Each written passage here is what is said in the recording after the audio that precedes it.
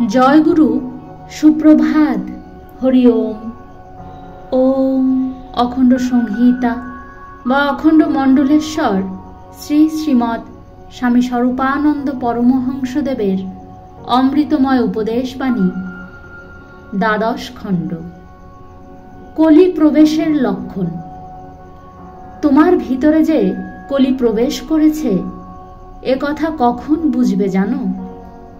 তোমার কোনো কার্যে যদি হিতৈষী কোনো ত্রুটি ধরেন, তখন যদি তুমি নিজের দোষ অন্বেষণ না করে বন্ধুর প্রতি ক্রুদ্ধ বা বিরক্ত হও, তবে জানবে তোমার ভিতরে পাপ কলি এসে বাসা বেঁধেছে।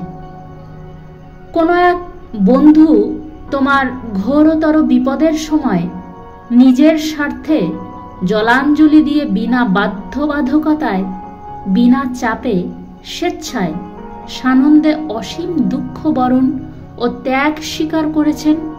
আর তাঁরই বিরুদ্ধে এসে কোনো হীনমনা ব্যক্তি মহত্বের ভান করে কতগুলো সত্য মিথ্যা অভিযোগ করে গেল, এই সময় যদি তুমি তোমার পরম উপকারী সেই বান্ধবের বিরুদ্ধে মন্দ ধারণা পোষণ করতে প্রণোদিত হও, তবে যেন তোমাতে কলি ভালোভাবেই প্রবেশ করেছে।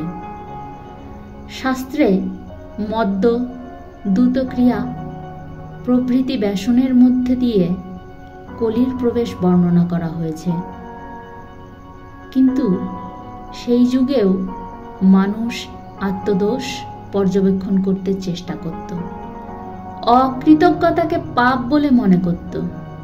এই যুগে যদি বেদব্যাস কোনো শাস্ত্র রচনা করতেন, তিনি আত্মদোষ পর্যবেক্ষণে অনিচ্ছা এবং অকৃতজ্ঞতা এই দুটিকে কলি প্রবেশের লক্ষণ বলে নিশ্চিতই বর্ণনা করতেন। হরি ওম।